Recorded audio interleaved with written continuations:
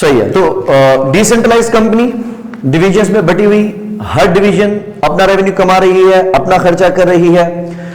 Company का जो chief of operating decision maker है, रिसोर्सेज एलोकेट करने के लिए उसको रेगुलरली रिव्यू करता है इसकी परफॉर्मेंस को, और उसकी financial information, discrete financial information available है।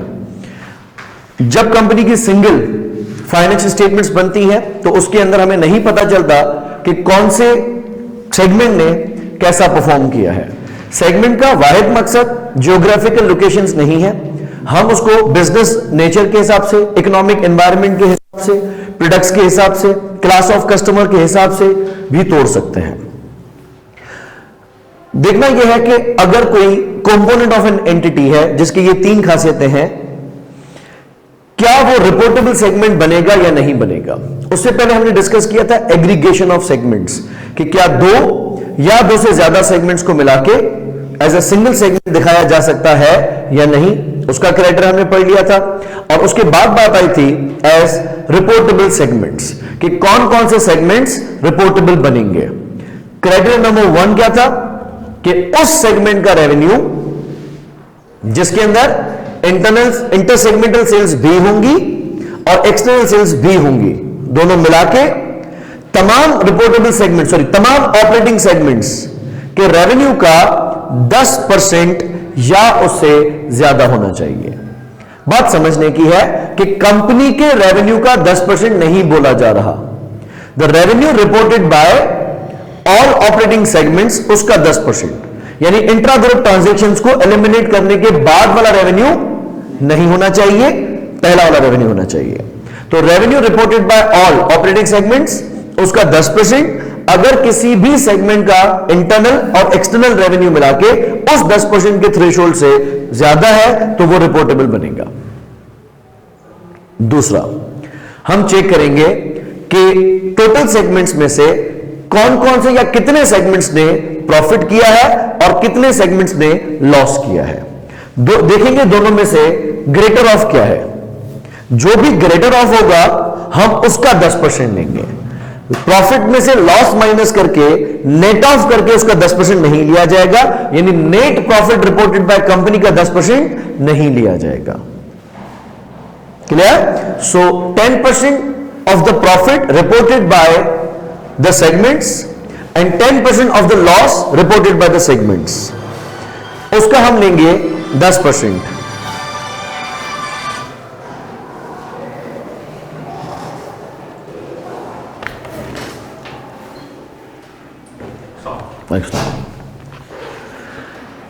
अगर किसी भी सेगमेंट का प्रॉफिट उस थ्रेशोल्ड के 10% या उससे ज्यादा है तो वो बाहर आएगा, रिपोर्टेबल बनेगा।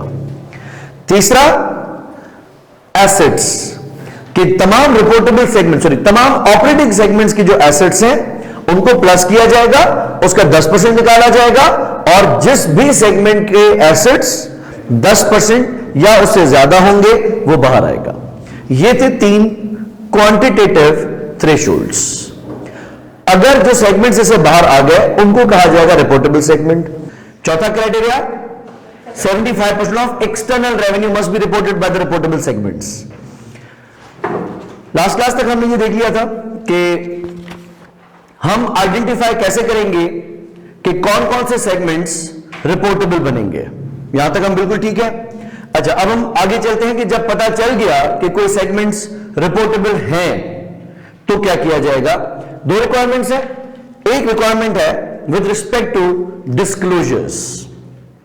हमें अपने नोट्स टू द अकाउंट्स के अंदर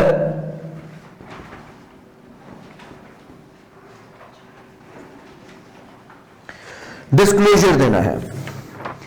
डिस्क्लोजर क्या देना है? जो आपकी statement of profit loss as per IAS 1 बनेगी वो तो वैसी की वैसी बनेगी, लेकिन नोट्स टू द अकाउंट्स के अंदर आप रिपोर्टेबल सेगमेंट्स की डिटर्मिनेशन के बाद, लेट्स अज्यूम हमारा रिपोर्टेबल सेगमेंट 1, जितने भी सेगमेंट्स रिपोर्ट होते हैं, रिपोर्टेबल सेगमेंट 1 है, रिपोर्टेबल सेगमेंट 2, रिपोर्टेबल सेगमेंट 3 हो गया, जितने भी हो, 3 हो, 4 हो, 5 हो। और हम रखेंगे फिर अदर्स। अदर्स के बाद हम रखेंगे टोटल। रिपोर्ट क्या क्या करना है? हमें रिपोर्ट करनी है तमाम material information that is important for the chief operating decision maker. तमाम वो कंपनीज जो IFRS 8 के तहत डिस्क्लोजर नोट्स बनाएंगी, उन तमाम कंपनीज के डिस्क्लोजर नोट्स एक जैसे हों ऐसा जरूरी नहीं है। जो कंपनी के चीफ ऑपरेटिंग डिसीजन मेकर के लिए इंफॉर्मेशन जरूरी होगी वही डिस्क्लोज की जाएगी। मसलन हमने दिखा दिया रेवेन्यू, और रेवेन्यू को हमने स्प्लिट किया into external revenue and internal revenue या inter segmental revenue.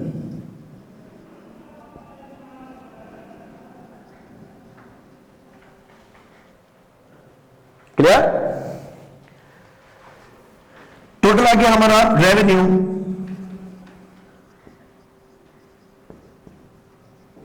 Reported by segment. Face पे, नॉट फेस पे, डिस्क्लोजर के सामने हम सिर्फ और सिर्फ वो सेगमेंट्स का रेवेन्यू रखेंगे जो रिपोर्टेबल सेगमेंट्स हैं। जो रिपोर्टेबल नहीं है वो अदर्स की कैटेगरी में आ गए। इंटरनल सेल्स भी दिखा दी, एक्सटर्नल सेल्स भी दिखा दी। उसके अलावा हमें दिखानी है other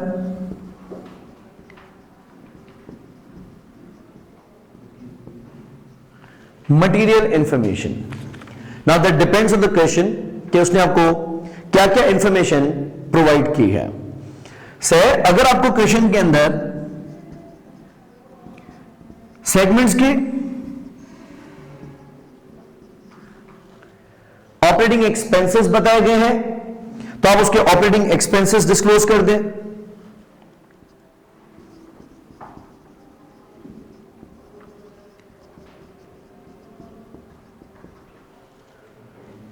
profits before interest and tax या प्रॉफिट बिफोर टैक्स। टैक्स क्योंकि लगेगा वो पूरी कंपनी के ऊपर लगेगा, सही है।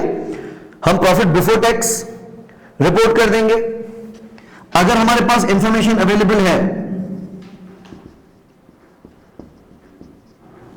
कि सेगमेंट के पास एसेट्स कितने हैं, मोस्ट प्रोबेबली गिवन होगा क्योंकि एसेट्स का क्राइटेरिया है, रेवेन्यू का क्राइटेरिया है और प्रॉफिट का क्राइटेरिया है।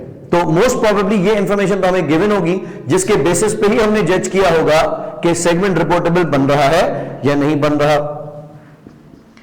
एंड सेगमेंट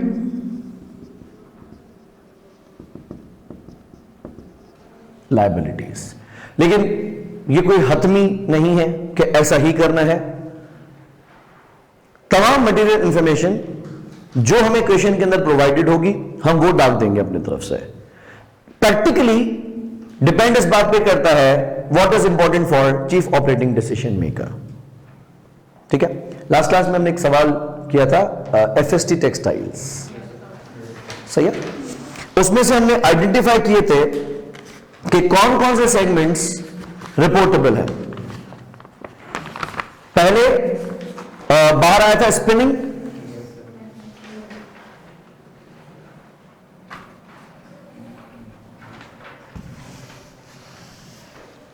और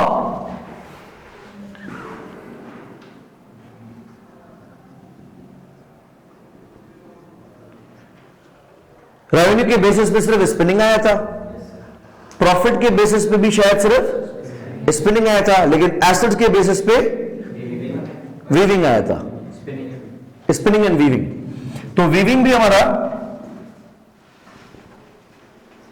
रिपोर्टेबल सेगमेंट बना। लेकिन इन दो को जब हमने एक्सटर्नल रेवेन्यू वाले क्राइटेरिया पे उतार के देखा तो इन दोनों का रेवेन्यू 73.5 ऐसे कुछ बन रहा था, यानी 75% ऑफ एक्सटर्नल रेवेन्यू नहीं बन रहा था। उसकी वजह से हमने क्या किया था, एक और सेगमेंट को बाहर निकाला था, दैट वाज गारमेंट्स।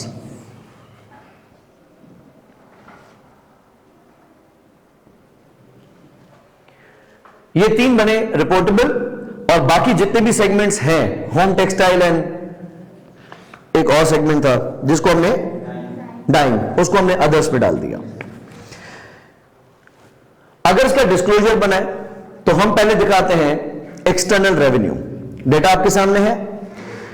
स्पिनिंग का रेवेन्यू सवाल में कितना गिवन है? 1969। क्या स्पिनिंग के यहां से कोई इंटर सेगमेंटल सेल्स थी? नो। तो स्पिनिंग का एक्सटर्नल रेवेन्यू आ गया 1969, और उसका इंटर सेगमेंटल रेवेन्यू कोई नहीं है, तो उसका टोटल रेवेन्यू भी हो गया 1969। Next, weaving. वीविंग का टोटल रेवेन्यू कितना है? 238। क्या वीविंग इंटर कंपनी सेल्स कर रहा था? यस। कितनी की है? 30 मिलियन। तो एक्सटर्नल सेल्स में कितनी दिखाऊं? 208 ना, और 30 इंटरनल। टोटल रेवेन्यू 238 का। गारमेंट्स का रेवेन्यू कितना है? 277। कुछ इंटरनल, इंटरसेगमेंटल? नो। तो गारमेंट्स का एक्सटर्नल रेवेन्यू दिखाया 277, और टोटल रेवेन्यू आ गया 277। बाकी रह गया होम टेक्सटाइल एंड डाइंग। उन दोनों का मिला के रेवेन्यू कितना है? 522। 522। और कुछ इंटरनल, इंटरसेगमेंटल है? डाइंग ने बेचा है 12 मिलियन। तो हम 12 मिलियन को दिखा देते हैं एज इंटरसेगमेंटल, और 510 दिखा दिया यहां पे। टोटल रेवेन्यू आ गया 522। टोटल करते हैं एक्सटर्नल रेवेन्यू।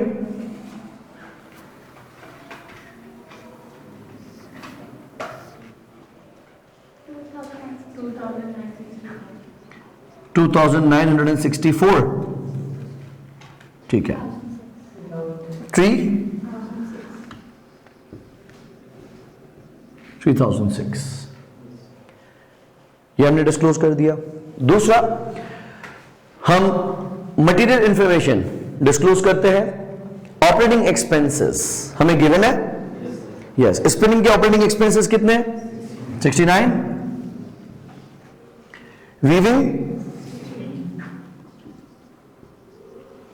ठीक है। देन गारमेंट्स ओनली 13, और उन दोनों का मिला के 43। अब इसमें हेड ऑफिस के कोई खर्चे शामिल नहीं है, कॉस्ट सेंटर के कोई खर्चे शामिल नहीं है किसी भी। ये सिर्फ और सिर्फ सेगमेंटल रिपोर्टिंग है। इन सबको प्लस किया तो 188। Next, profit.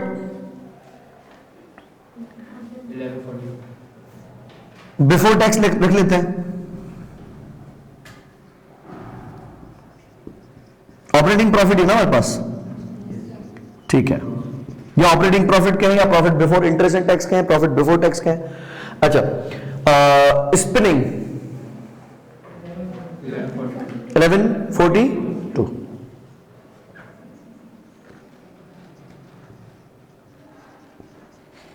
ठीक है। 66। ठीक है। 21। 39। ठीक है। दोनों को मिला के टोटल 1268। इजी। अच्छा, उसके अलावा do we have information regarding the assets? Yes. कितने हैं स्पिनिंग के पास? 7, 101, 482, 488, 145, ठीक है, ये दोनों के मिला के हो गया।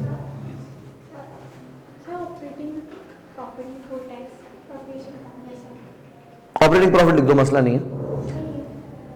ये कैसे कैलकुलेट किया है? You have got the revenue, you have got the gross profit, in fact yes, gross profit given है और ऑपरेटिंग एक्सपेंसेस गिवन है, सही है। तो जीपी में से हम ऑपरेटिंग एक्सपेंसेस माइनस कर देंगे।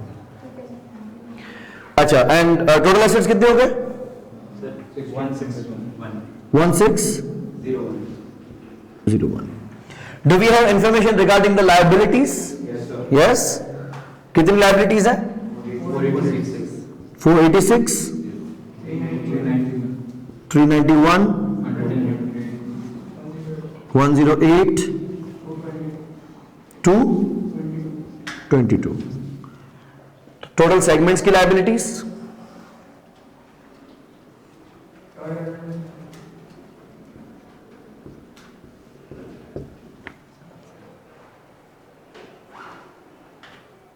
इजी।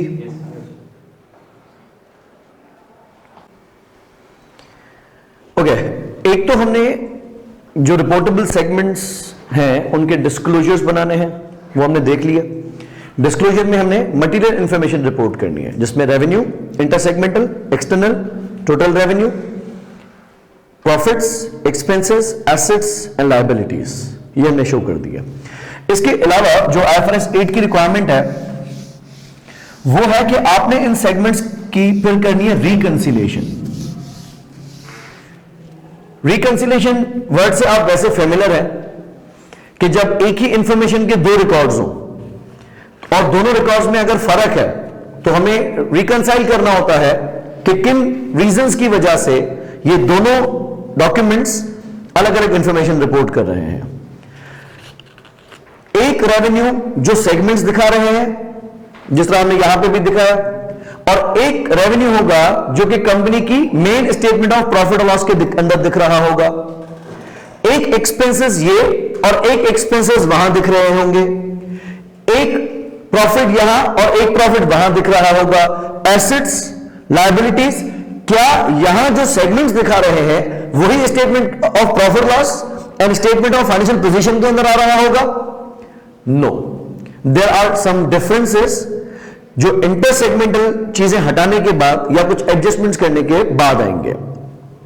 मसलन ऑपरेटिंग एक्सपेंसेस में सिर्फ और सिर्फ यहां पे वो एक्सपेंसेस रखे गए हैं जो ऑपरेटिंग सेगमेंट्स के हैं। जो हेड ऑफिस के एक्सपेंसेस हैं वो यहां पे नहीं दिखाया गया, लेकिन मेन प्रॉफिट लॉस से तो माइनस किए जाएंगे ना। यहां पे जो एसेट्स हैं ये सिर्फ वो एसेट्स हैं जो सेगमेंट्स दिखा रहे हैं, लेकिन जो हेड ऑफिस के पास एसेट्स हैं वो यहां तो नहीं दिख रहे, लेकिन मेन बैलेंस शीट में तो दिखेंगे। हम परफॉर्म करेंगे या हम बनाएंगे रिकंसिलेशन।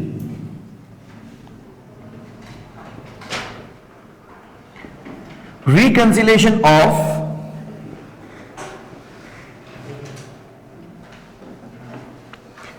प्रॉफिट और लॉस, assets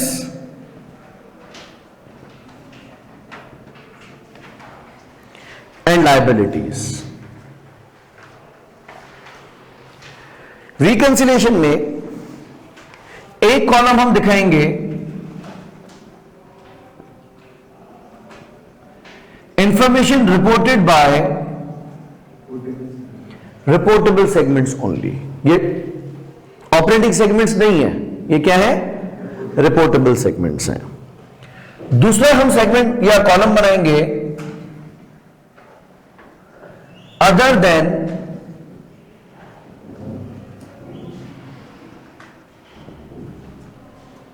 रिपोर्टेबल सेगमेंट्स। इसके अलावा हम एडजस्टमेंट करेंगे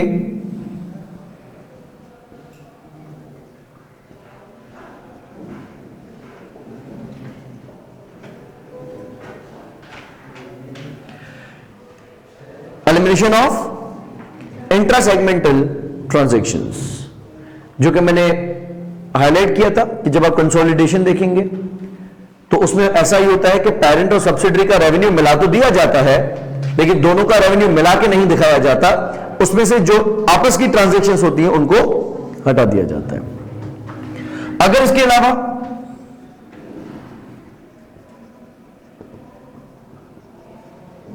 कोई और एडजस्टमेंट्स हो तो वो करेंगे,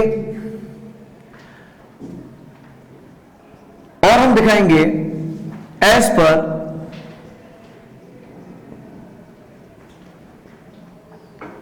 फाइनेंशियल स्टेटमेंट्स, कि जो मेन फाइनेंशियल स्टेटमेंट्स के अंदर चीज दिख रही होगी वो यही होनी चाहिए, एंड दिस शुड बी रिकंसाइल्ड। ठीक है, से पहले हम दिखाते हैं रेवेन्यू।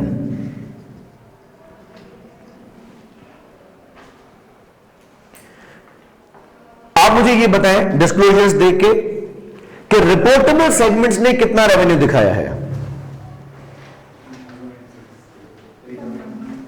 सिर्फ रिपोर्टेबल सेगमेंट्स का रेवेन्यू 3 है ना, अभी हमने डिस्क्लोजर्स के अंदर बनाया था, ये तो टोटल था, उसमें ऑपरेटिंग सेगमेंट्स भी शामिल थे। 2484।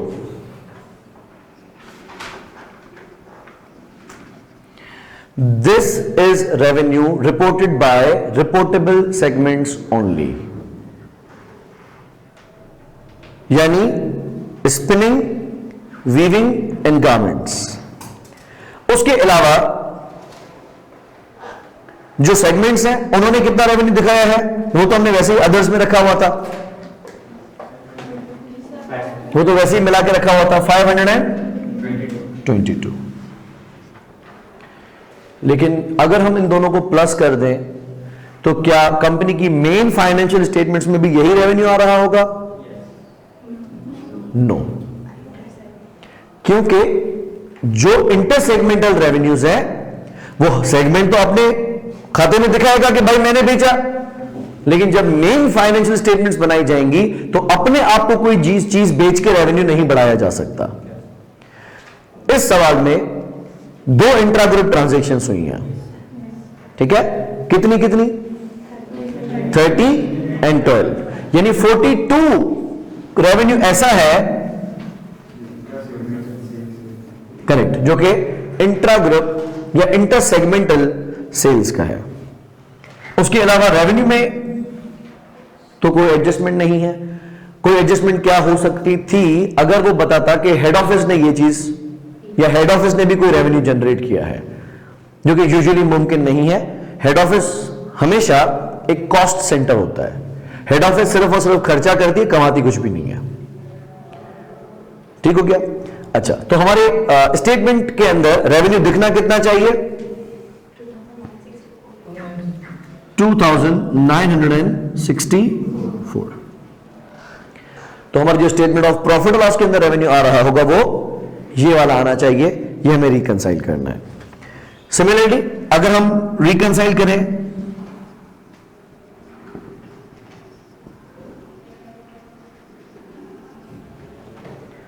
ऑपरेटिंग एक्सपेंसेस, रिपोर्टेबल सेगमेंट के ऑपरेटिंग एक्सपेंसेस कितने हैं? 145।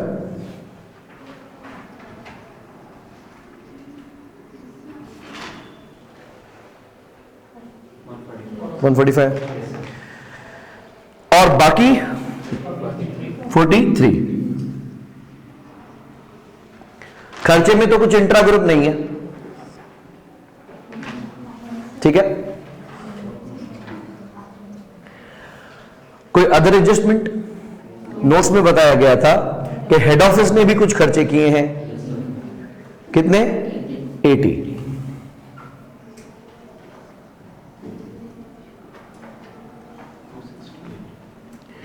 तो टोटल कंपनी का खर्चा दिखना चाहिए 268। ऑफ कोर्स कंपनी जब अपनी फाइनेंशियल स्टेटमेंट्स बनाएगी उसमें तमाम खर्चे दिखाएगी, तो डिस्क्लोजर के हिसाब से जो खर्चे दिखाए गए और जो कंपनी की मेन स्टेटमेंट्स के अंदर दिखेंगे उसको हमने रिकंसाइल कर लिया।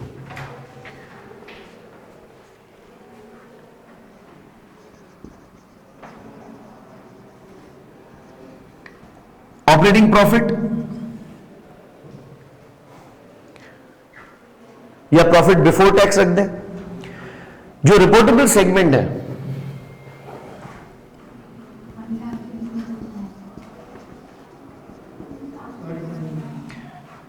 $1,229. This would be the operating profit reported by the reportable segments, or non-reportable segments 39.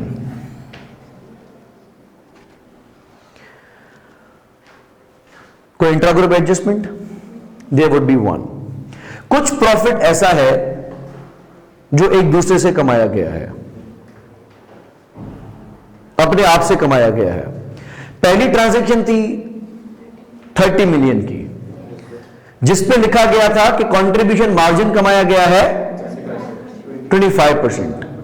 तो 30 मिलियन के ऊपर 25% ऐसा प्रॉफिट है जो एक सेगमेंट ने दूसरे सेगमेंट से कमाया।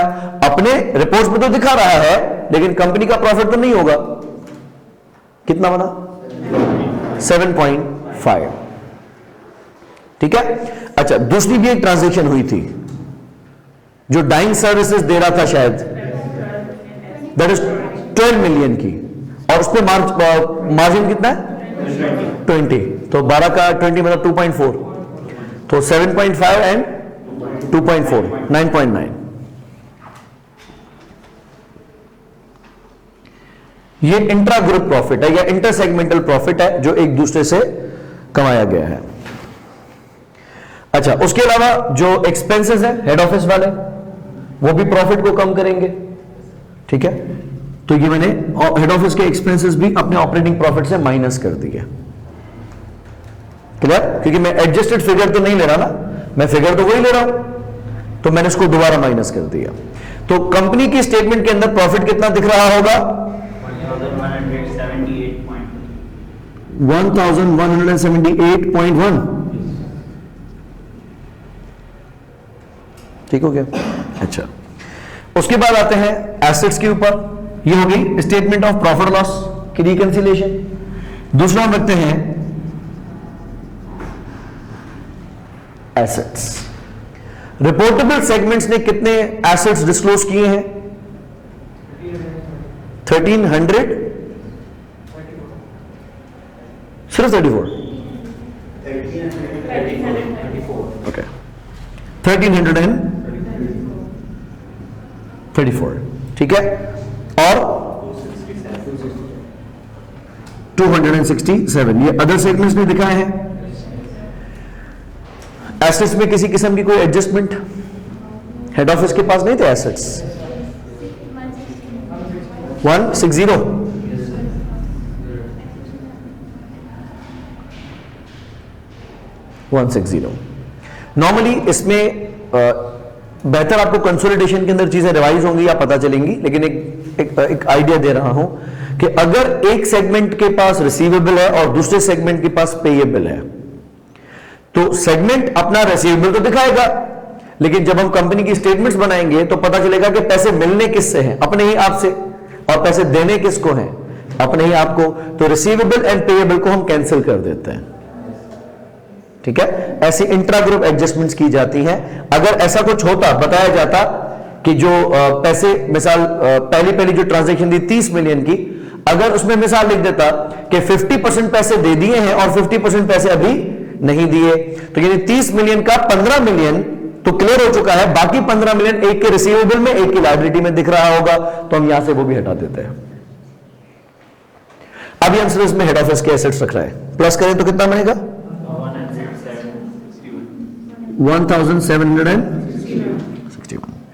अच्छा, उसके बाद हम आते हैं लायबिलिटीज को रिकंसाइल करने पे। रिपोर्टेबल सेगमेंट ने कितनी लायबिलिटी दिखाई है? 95,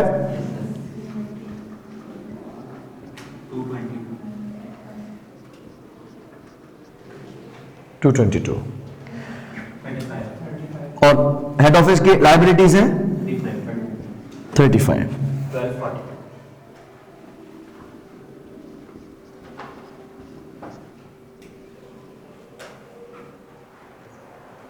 That's it.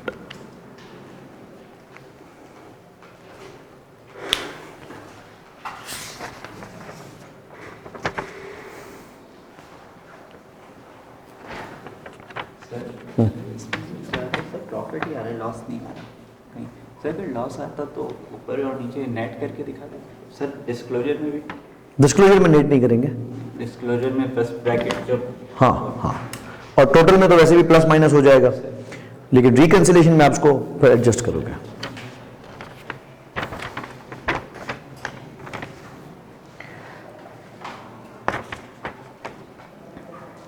ओके, आगे चलें। ओके, लास्ट क्लास में हमने पढ़ लिया था IFRS 8 का ऑब्जेक्टिव क्या है, कि जो अंडर परफॉर्मिंग सेगमेंट्स हैं, ये जो मटेरियल सेगमेंट्स हैं, उनको प्रोमिनेंस देनी है, उनको विजिबिलिटी में लाना है। ऑपरेटिंग सेगमेंट कहते किसको है, वो हमने पढ़ लिया था कि एक कंपनी का कंपोनेंट होना चाहिए, और जिसके 3 हमने क्राइटेरिया देख लिए थे, तीनों देखने हैं। अच्छा, उसके अलावा एग्रीगेशन हमने पढ़ा था कि क्या 2 या 2 से ज्यादा सेगमेंट्स को मिला के एक किया जा सकता है या नहीं किया जा सकता। देन आपने अप्लाई करने हैं क्वांटिटेटिव थ्रेशोल्ड्स। अगर आपने कोई सेगमेंट्स को एग्रीगेट कर लिया तो वो जो थ्रेशोल्ड्स हैं, वो थ्रेशोल्ड्स आपने दोनों को मिला के दिखाना है, यानी उन दोनों के एसेट्स को, लायबिलिटीज को, रेवेन्यूज को, प्रॉफिट को मिला के अप्लाई होगा। 3 क्राइटेरिया हमने पढ़ लिए थे। उसके बाद 75% ऑफ एक्सटर्नल रेवेन्यू वाली रिक्वायरमेंट हमने देख ली थी। आगे हम देख रहे हैं मेजरमेंट। मैंने करवा दिया, अब सिर्फ हम रीड कर रहे हैं कि IFRS 8 ने लिखा क्या है। Measurement, IFRS 8 requires that the amount of each segment item reported shall be reported to Chief Operating Decision Maker for the purposes of making decisions about allocating resources to the segment and assessing its performance. This is based on internal structure of how division of the entity report their results to the Chief Operating Decision Maker. Any adjustments and eliminations made in preparing an entity's financial statements shall be included in determining segment results only if they are included in the measure of the segment's results reported to the Chief Operating Decision Maker. अब एक ही para में मैं 3 बार Chief Operating Decision Maker बोल चुका हूं। हमने पढ़ा था कि जिस वजह से कन्वर्जेंस हुई है, जिस वजह से हम IAS 14 से IFRS 8 पे आए हैं, वो इंटरनल अप्रोच है कि जो चीज कंपनी के इंटरनल स्ट्रक्चर के लिए इंपॉर्टेंट होगी, वही चीज हम एक्सटर्नल स्टेक होल्डर्स को रिपोर्ट करेंगे। तो ये जो भी चीजें हैं, ये तमाम कंपनीज के लिए वाजे नहीं की गई हैं, लिहाजा हर कंपनी के रिसोर्स एलोकेटर CODM के लिए जो जो इंफॉर्मेशन जरूरी होगी, जैसे उसको प्रेजेंट की जाएगी, वैसे ही फाइनेंशियल स्टेटमेंट्स में डिस्क्लोज की जाएगी। The management of company have identified operating segments based on geographical location.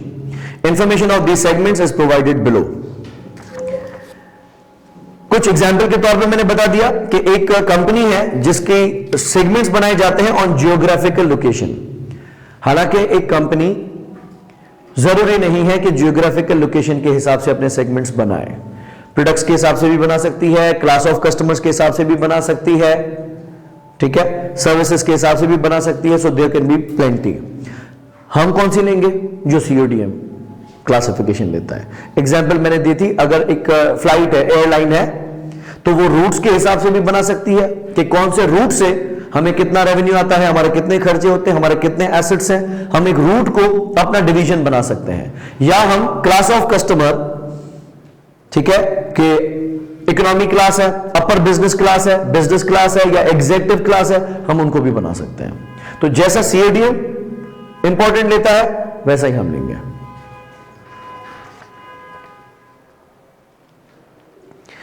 तो उसने बनाया है Europe, middle east, Asia, north America, central America, south America, ऐसे करके बना दिया। हमने भी इसको देख लिया। डिस्क्लोज क्या क्या करना है रिपोर्टेबल सेगमेंट्स के अंदर। IFRS 8 requires disclosures of the following factors used to identify reportable segments। क्या आपने रिपोर्टेबल सेगमेंट्स को रेवेन्यू के बेसिस पे आइडेंटिफाई किया है, प्रॉफिट या लॉस के हायर ऑफ के बेसिस पे आइडेंटिफाई किया है, एसेट्स के बेसिस पे किया है, या फिर पर्ची है 75% वाली। The types of products and services sold by each reportable segments, ये आपने डिस्क्लोज करने हैं। For each reportable segment, an entity should report a measure of profit or loss and a measure of total assets. ठीक है, हमने disclose करनी है जिस तरह हमने अभी दिखाया। रेवेन्यू, इंटर सेगमेंटल रेवेन्यू कितना है, एक्सटर्नल रेवेन्यू कितना है, टोटल रेवेन्यू कितना है, ऑपरेटिंग एक्सपेंसेस कितने हैं और ऑपरेटिंग प्रॉफिट कितना है, और उसके टोटल एसेट्स की measures. Other information should be disclosed if regularly provided to CODM. IFRS 8 requires segmental reports to be based on the information reported to and used by management, even where this is prepared on a different basis from the rest of the financial statements. Therefore, an entity must provide explanation of the measurement of segment profit or loss, segment assets and segment liabilities. Clear होती है बात? अगर हम यहां पे accounting principles and accounting concepts and IFRS follow करते हैं, लेकिन जो सीओडीएम को इंफॉर्मेशन दी जाती है वो डिफरेंट बेसिस पे दी जाती है, वो कोई गैप्स फॉलो किए जाते हैं अगर, या हम अक्रूवल फॉलो करते हैं वो कैश बेसिस पे करता है, तो हम रिपोर्ट एग्जैक्टली वैसा करेंगे जैसा सीओडीएम करता है। ठीक है, और एक्सप्लेनेशन दी जाएगी कि मेजर में डिफरेंस है। फेयर? अच्छा, इसके बाद मैंने आपको सवाल दे दिए हैं, सैंपल बता दिया कि डिस्क्लोजर किस तरीके से होगा। Revenue from external customers, inter segmental transactions, कोई इंटरेस्ट कमाया है, कोई इंटरेस्ट एक्सपेंस किया है, कोई डेप्रिसिएशन है, जो भी मटेरियल इंफॉर्मेशन होगी वो आप डिस्क्लोज कर देंगे। ठीक है।